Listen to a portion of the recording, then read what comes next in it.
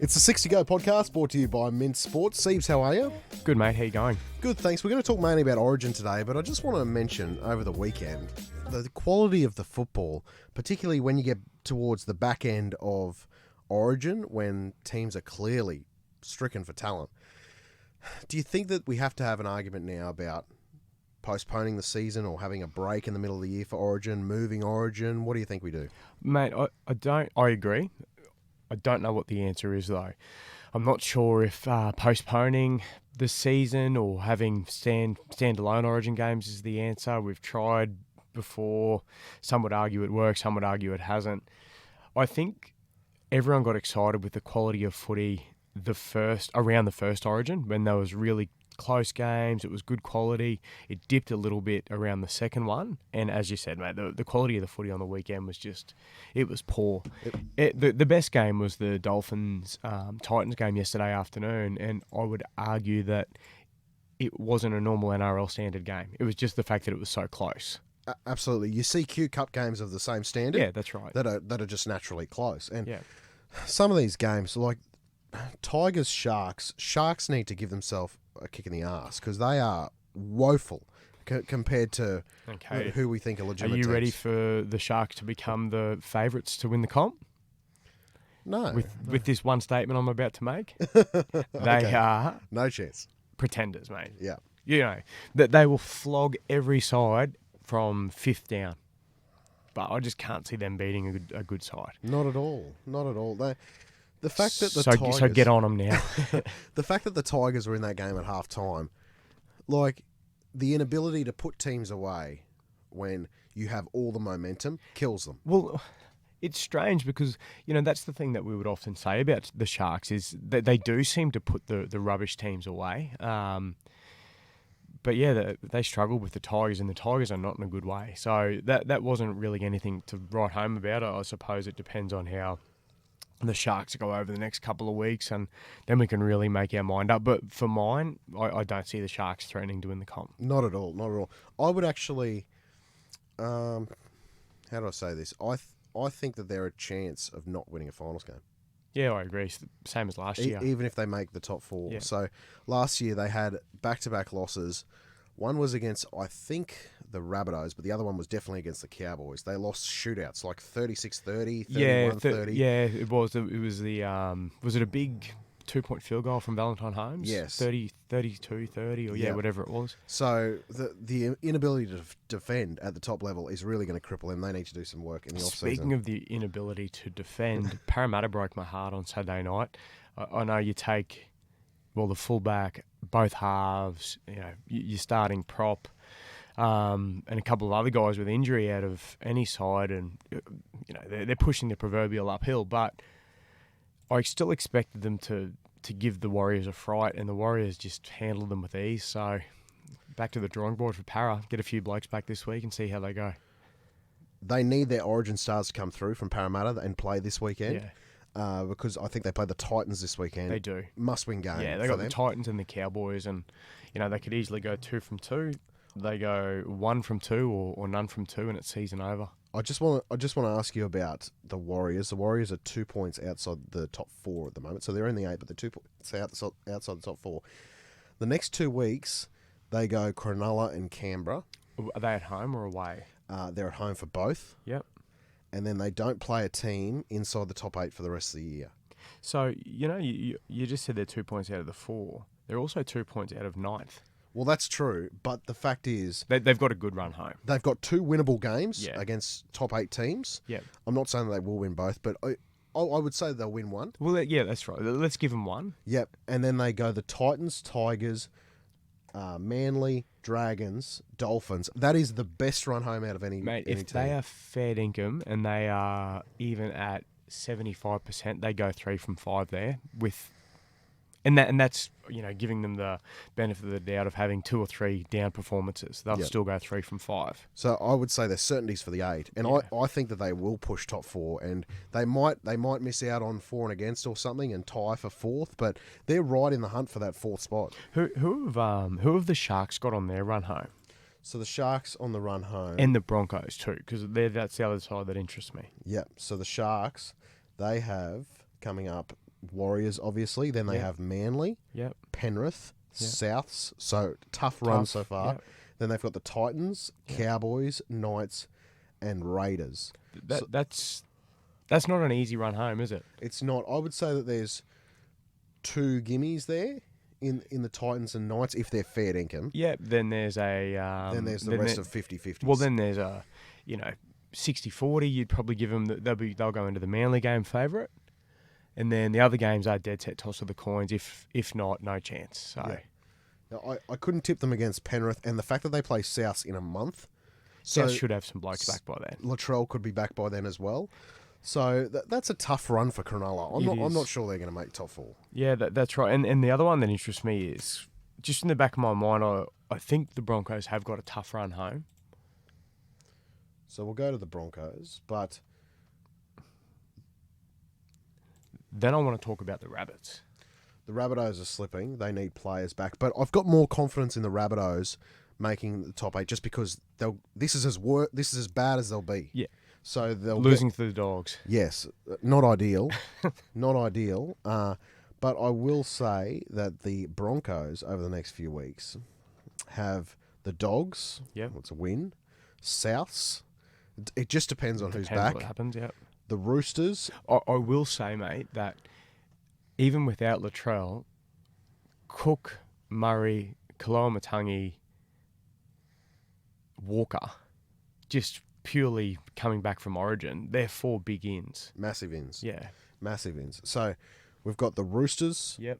the Cowboys, Yep. the Eels, Yep. the Raiders, the Storm. Okay, so that's not an easy run. Not an easy run. No. So they're no lock for the top 4 is where I'm getting. no lock getting for the at top there. 4. Neither. I would favour at this point in time the Broncos finishing higher than Cronulla. That's right. And now, after you've spoken about those runs home, I would favour the Warriors to finish over the top of both of them. Absolutely. Because they've just got a dream run home. Absolutely. But we didn't have a podcast last week because I had the flu. But everyone's playing for second. Penrith. Yeah. This is a laugh. If Cleary comes back fine, the fact of the matter is, Cleary doesn't even have to come back really. If Cleary doesn't come back, you would say, yeah, I'm pretty confident Penrith will still make the GF. Yes. And then you bring back the best halfback in the comp. Of course, they're favourites to win it. Yeah. And we spoke about this months ago. They are just doing what they have to do to be top 2, top 4.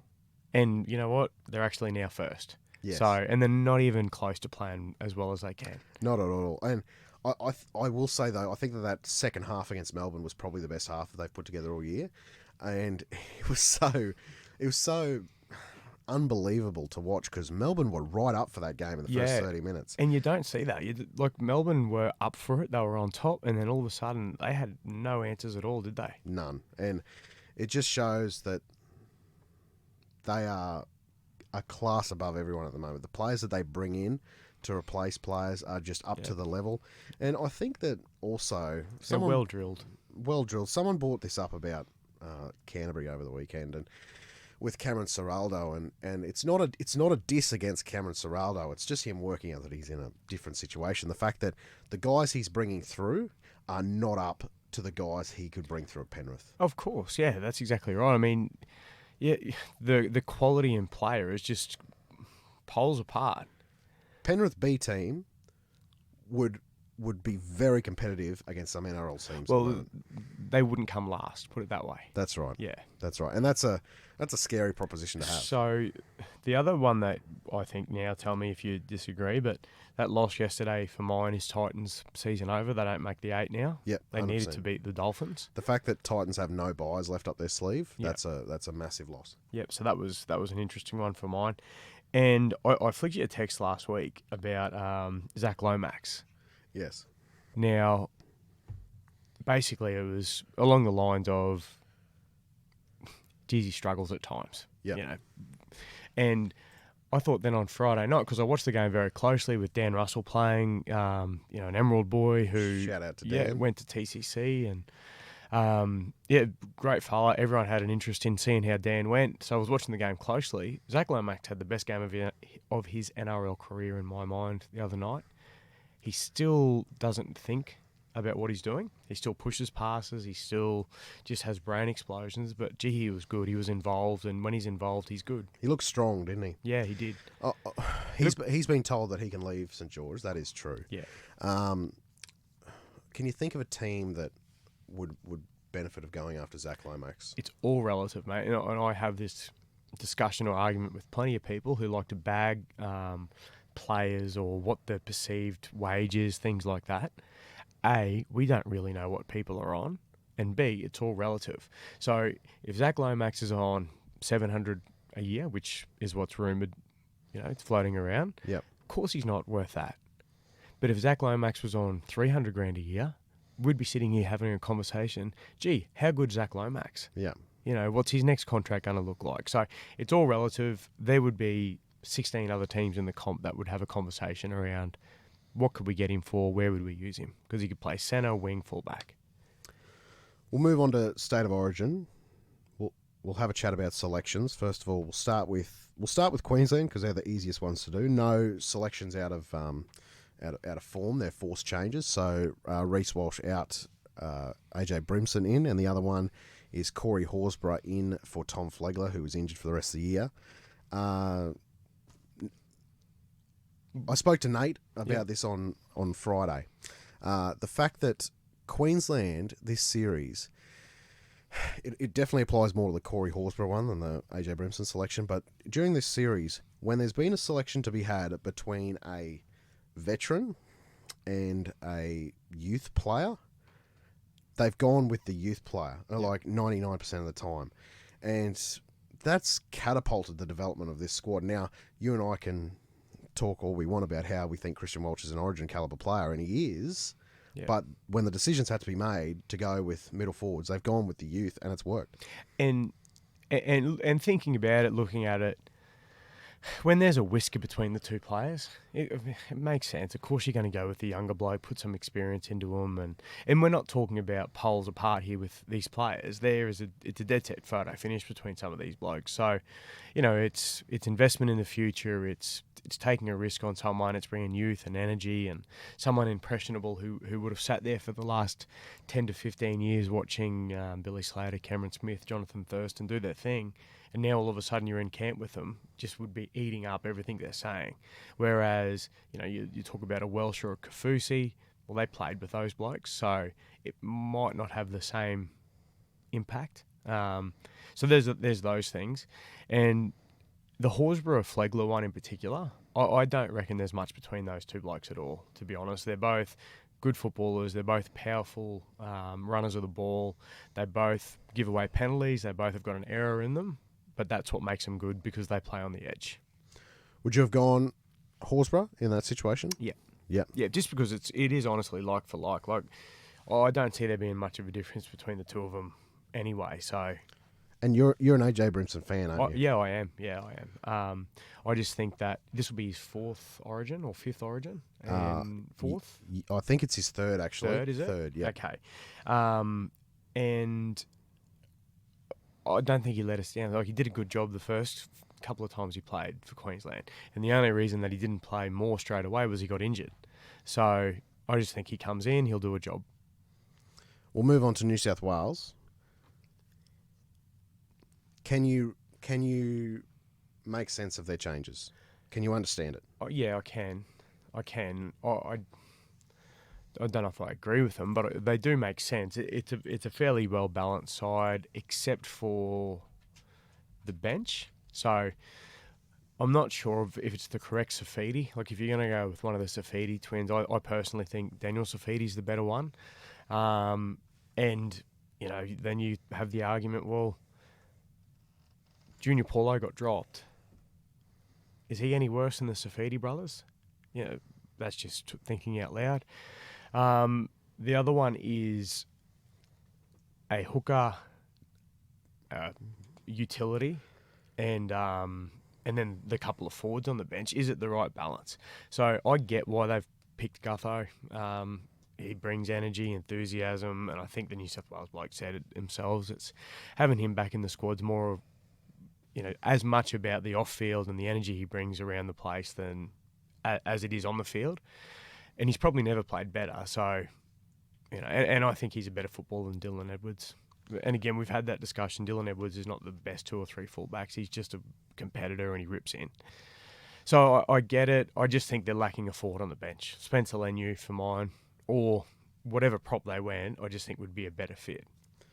I do think there's a chance Spencer Leniu comes into the team still, because it's a bizarre bench when you look at it. Who will come? Oh, I'm sounding like I'm very confident here. Sorry to interrupt, but if he comes in, he's not coming in for Gutho. No. He's coming in for Robson. I would think so. Yeah. But if you look at this, like, I don't get this. So they pick Stefano. Yep.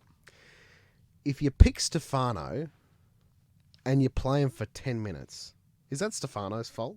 No. What's he done wrong there? No. He is one of a number of guys who they have given these just laissez-faire, just loose debuts to. And then he's been dropped for game 3 in a game that actually doesn't matter. So, Pangai Jr., yep, arguably shouldn't have been picked to begin with. I would argue the same for Stefano. But, I'll get to Stefano, but Pangai Jr., he was either going to have a blinder or do what he did and give away penalties, drop the ball, force a pass. And he did that. So I get them saying, okay, we threw the dice with you, we had a crack, you're gone. I don't get Stefano at all. He didn't get long enough to show whether he was up to it or not. It's just a little taste. Here you go. Now you're gone again. It's strange. And maybe the Payne Haas injury impacted the decision to not go Stefano again, because Payne Haas playing that last game. Remember, we spoke about it. It was the Stefano selection just screamed Haas is playing 60 to 70 minutes. Yeah.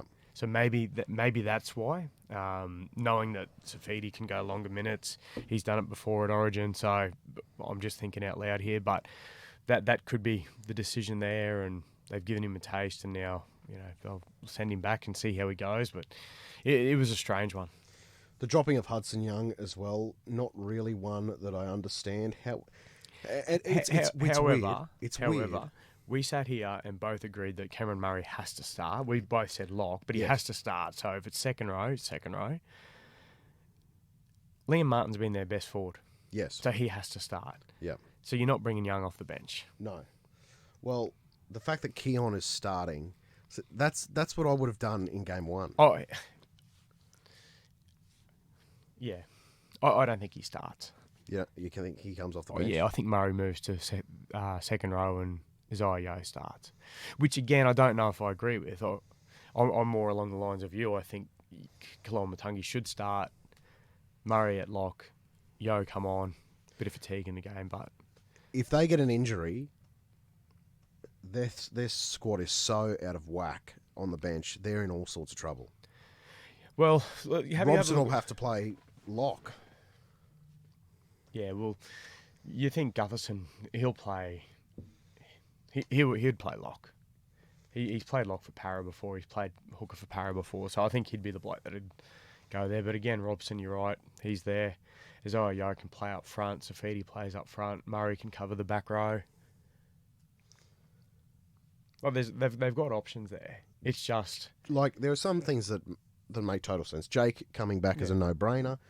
Regan Campbell-Gillard, to me, is a no-brainer. They were the starting props for the Kangaroos in the World Cup final, so... Exactly. I will say, though, I said this before the start of the season, I think we have a better forward pack for the first time in a long time, and the fact that there's no Payne Haas... Payne Haas had the best game, without a doubt, of his Origin career in Game 2. He did. And he was by far the best New South Welshman on the field. He certainly did. But would you say that that's the first time he's looked like he's dominated Origin in any way? Yeah, I would. Because I was starting to think of him a little bit like Isaiah. He has to be in the 17. Yeah. He's arguably the best or second best prop in the comp. Isaiah is the best lock in the comp, Yep. but they just don't suit Origin. No. Well, they do. Sorry, they do.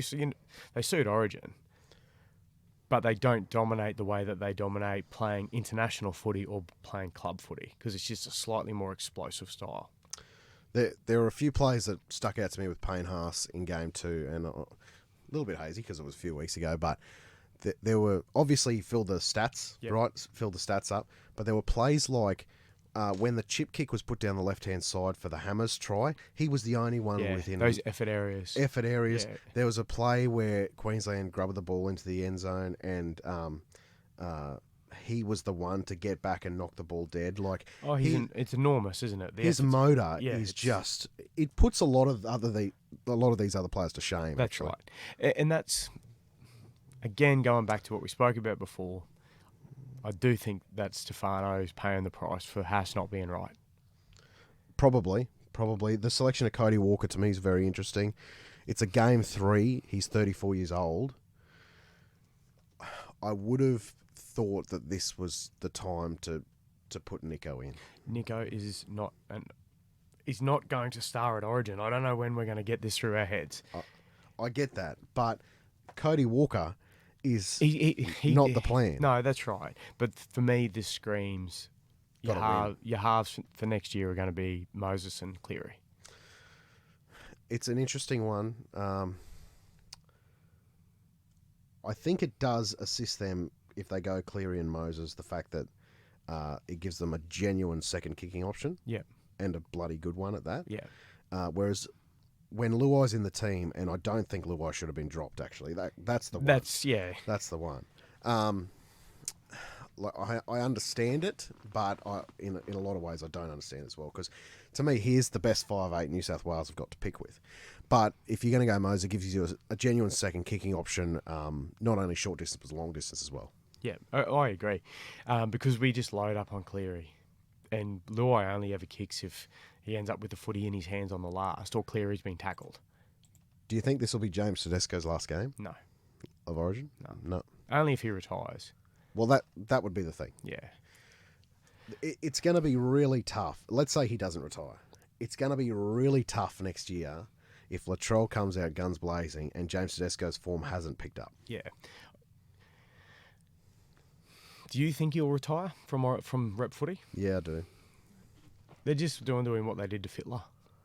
If the pylon continues, they're just going to force a bloke who is nowhere near ready to retire from rep footy to retire from rep footy, and we miss out on 2 or 3 years of watching him play. And remember, Fittler did it, and then he come back for a cameo 3 or 4 years after he'd retired from rep footy, and everyone would probably argue or agree that he was still up to it. I think there might also be a conversation from the Roosters, because the Roosters are travelling ordinary. Yeah. But I really... And this is not a James Tedesco bash-up session. I love James Tedesco. He is an absolute champion. But to me, the fact of the matter is, his form this year has drastically fallen off a cliff. That's just my opinion. It's fallen away. I just don't think... I don't think it's as bad as what it's being made out to be. He's certainly not playing as good as he can play. That's undoubtable or undeniable. He's in a pretty woeful Roosters side. He's in a pretty ordinary New South Wales side. Just the way they're playing and what's been picked around him, and the in and out and the injuries, and the disjointed way that things would have gone for them before each game. What do they say? You're never as bad as what it seems, and you're never as good as what it seems. I think he's falling into the things aren't quite as bad as what it's being made out to be. If the argument was coming from Latrell's on fire, Latrell's got to be the one, then I'd be more inclined to listen to it. If it was Turbo, he's back, he's on fire, I'd be more inclined to listen to it. Dylan Edwards is an excellent footballer. There's been hundreds and hundreds of excellent footballers who have never had a crack at Origin or have never had a crack at Test footy. He just might be the case that, unfortunately, for as good as what you are, there's 3 or 4 blokes in front of you.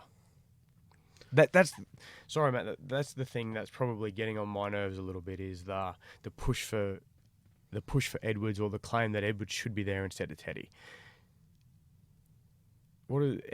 Edwards is a poor man's Teddy. And that's not being disrespectful. He is great. He is a great footballer, and he is a big reason why the Panthers go as well as what they do.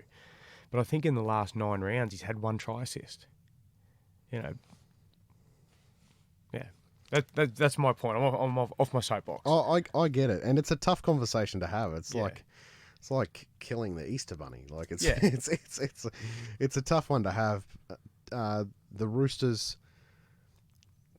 We will do a deep dive of each club at the end of the year, but the Roosters, they're in a world of hurt with a lot of different issues at the club, and you know we are 20 rounds in now almost, and they still have not scored 30 points in a game. That's amazing, isn't it? What about Brandon Smith playing reserve grade on the weekend?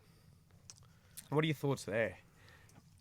Do you think that there might be a bit of a roster cull in the next sort of 6 to 8 months at the Roosters? Yeah, there has to be. Yeah, there has to be. I see that they've already started to, throw Matt Lodge to the wayside and not pick him. Yep. Again, that's just a scapegoat. How can you blame your third prop for the way you're performing? Yep. Brandon Smith playing reserve grade. I'm sure it's just to get a game under his belt before he comes back and plays NRL next weekend. But would you have ever expected Brandon Smith to play a game of reserve grade? No. I thought Brandon Smith was going to solidify himself as the second or third best hooker in the game at the Roosters. And now we're probably having a discussion, is he even a hooker? Exactly. The other question, I actually think it's the main question with the Roosters. It's all about the halves. And I don't think Luke Keary is untouchable in this discussion either. No, he's not.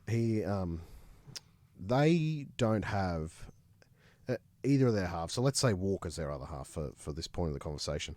They don't have a point of excellence in their team there. Like neither of them have an elite kicking game. You wouldn't say that either are elite runners of the football. No, neither are good defenders. No, awful defenders.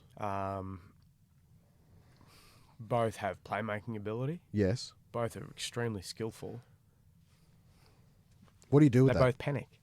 So Keary's best trait, I think, is jumping short sides, playing short sides. Well, when your half that you put him with is a reactive play off the cuff player as well, and you got one floating short side, one's waiting for something to happen so that he can react off the back of it. Who's steering the ship?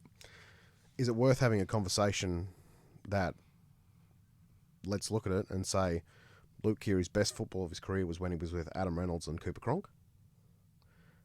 Yeah. And outside of that, what have you done for me? Yeah. No, that's right. Yeah, because he's had someone steering the ship for him, and that's why I reckon that there's that talk floating around that they're trying to get Pearce to come back for a year or two. It's a tough sell, isn't it? Yeah. To fans. It'd be a tough sell to fans, and it'd be a tough sell to Pearce, who sitting there thinking, "Hang on, you flicked me 5 years ago." Exactly. No, come thanks. back and save us. Yeah, thanks, but no thanks. Or double the money. Yeah, exactly. Just back to Origin, Bradman Best. Yeah, we hadn't got there yet. Didn't see that coming. No one did. What other options did they have? They had Matt Burton, which I think would have been the way I would go until that performance he put in, the 60-point drubbing. Yep. And that's enough. The way he played that day would be enough to make anyone sit back and go, "Oh, hang on. Can we really pick this bloke?" Staggs, who, not being disrespectful to him, he's a powerful human. He runs hard. He can break the line. But he showed pretty quickly that he wasn't quite at that level when he played Origin last. So I don't think they'll go back there ever again. And then with Gutho being on the bench, I'm sure they contemplated Gutho in the centres. They're probably the options that they've got. Now, when you deep dive into it, which I hadn't looked at any of this stuff until I heard it the other day. Analysts were speaking about it. The Knights on Bradman Best's edge, did you know that they have conceded the least amount of tries by any club all season? I did not. No, neither did I. I had no idea. And it's not even close. So he's obviously locking down that edge and, maybe he's got a good half or good defensive half with him, but he's obviously doing a good job locking down that left edge of theirs because teams are not scoring points on the Knights' left. So, that was an interesting one. He's always had potential. He's always been spoken about, and we didn't know whether it was just because he had the flashy or the Bradman as your first name. You'd want to be good, and then he had a highlight reel of that rivaled anyone as a junior. So we've been waiting for it, but haven't really seen it. I'd say out of the centres, like there's a crop of centres that have come through at the same time as Bradman. So you got Bradman, you got Lomax, you got Staggs, Campbell Graham as well. Sorry, he would have been if he wasn't injured. He would have been there. Not a doubt in the world. Yeah. But I will say, out of those three in particular, very X Factor type players, I always thought Bradman Best had the highest of the upside out of those three. Yeah, I agree with you. Yeah. So Campbell Graham is you need someone to play for your life. You're probably going for Campbell Graham, mate, because he's safe. He's a 7 out of 10 every week. Yeah. Best, he potentially could blow a game apart on his own. Yep. The freaky freaks, the team of the freaks, it would go to Bradman Best. I do see a lot of weaknesses in this team defensively. And I know we just spoke about Bradman Best and apparently what a great job he's doing. Because I end up going for a look. Because sometimes things get thrown out on Twitter and it's just not accurate, and things get thrown out in podcasts or on telly and it's not accurate. This one. I went and exactly. I went and had a look, and it is spot on. I will say though, the left hand side for the Blues is where I would be targeting. So you got Walker, Walker to Best in that combination. So and also. Liam Martin will be on the left as well, so that'll help out Cody Walker a bit. So he'll be shooting out of the line trying to he'll have to annihilate people, He'll have to. The right side, I think's rock solid for the Blues with Keon, and you've got Mitch Moses and also Stephen Crichton. Yeah, that's their strongest side. Yeah, so if you look at the left side of the Maroons, you're looking at the Hammer, and you're looking at Murray Tuilagi. So that's the area I think you'll see the Maroons going to throughout the game. But then it matches up to New South Wales, the side that they're probably going to be strongest defensively at. So, you might see, might be worth a few dollars on Valentine Holmes or Xavier Coates' first try scorer. Probably. I will say the defense of Murray Tuilagi this season, this Origin season, has been unlike anything you've ever seen from an Origin winger before. Except for Matt Singh. Matt Singh back in the day. We're going back a while. Excluding Matt Singh. We're going back a while. He's been good, hasn't he? He saved, what do you reckon, 3, 4 tries? 3 or 4. Yeah, 3 or 4 tries. But 3 certainties. Yeah, definitely. Man of the series. I know that there's still a game to go, but I think it's really hard to look past Munster. But if I was, Daly Cherry Evans is the other one that comes to mind. They're the same. They're my two. Carrigan, Cotter have been good. These Man of the Match awards are just off Bizarre. tap. Yeah. Off tap. Look, the Cotter one, you can argue, you could argue. Someone could mount an argument and nearly convince me. I wouldn't have gone in, but you could get me there. The Lindsay Collin ones, no way. He was unreal. He was unbelievable, but no way. No. That when Lindsay's best work was when the game was done. Yeah. And it was great work. It was. He was great. Phenomenal. But I think Munster, and particularly in Game 2 DCE, when the chips were all in, DCE was the man. That's right. And obviously, Reece Walsh would have taken a couple of points off someone in particular Game 1. I didn't think he was that impressive Game 2. Give me a score and a man of the match. Well, Dead Rubbers when was the last time it was 3-0? 10 years ago? I think 2010. Yeah. Queensland won 3-0. Oh, I hope it's 3-0. Oh, absolutely. But I want to try and get Nostradamus here. Let's go. New South Wales 24-14. You're tipping New South Wales to win. New South Wales 24-14. Teddy man of the match. that would be something. And that's based on the amount of times that teams have been in a position to win 3-0, and it hasn't happened for 13 years. And before that, it was probably 10 years, so it very rarely happens. It does very rarely happen. The biggest mismatch I think we've ever seen was in the 2021 series. New South Wales. Yeah, that's right, yeah. Had played Queensland off a break, won by 50 and 30. Yeah. And then lost. Somehow, Yep. in game 3, Queensland gets it done. And we all know that 10-year run, when we had a side that was just... Immortals. Yeah, head and shoulders better than New South Wales. Once we did it. Yeah. That was it. Yeah. So if we can do it, it'll be an amazing effort, and Munster will be man of the match. Yeah, I do think they will do it. Talking to Nate the other day, there's no complacency in that camp whatsoever. I'm going to go... I just don't see it. In the same way, you and I tipped a drubbing in game 2, and it was exactly that. I don't think it'll be that crazy, but I'm going to go 30-18 to Queensland. I just can't see New South Wales stopping Queensland's attack. The way that they're attacking at the moment, I just can't see it. Look, and you're probably right. This team wouldn't beat the sides that went through the 10-year period. No. And this New South Wales side is no worse than what was being dished up then. So it just wouldn't shock me if they find a way to win. And I'll go Tino for man of the match. Tino, man of that first try. First try score. I'll go the Hammer. The Hammer. The Hammer. Okay, I'll go Finza. Val Holmes. See you.